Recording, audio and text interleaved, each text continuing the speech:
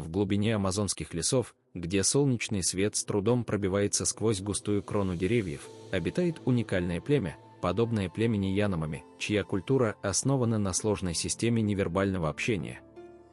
Их жизнь тесно переплетена с природой, и взаимоотношения внутри племени строятся на глубоком понимании и уважении, выражаемых не словами, а целыми танцевальными диалогами.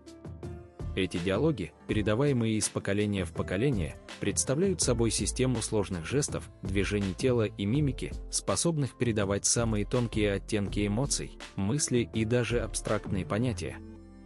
Язык танца включает в себя сотни различных жестов, некоторые из которых символизируют природные явления, другие – определенные действия, а третьи – абстрактные понятия. Обучение этому уникальному языку начинается с раннего детства. Дети, наблюдая за взрослыми, постепенно осваивают сложные комбинации движений, сначала копируя их, а затем экспериментируя и создавая свои собственные вариации. Значительная часть обучения происходит во время совместных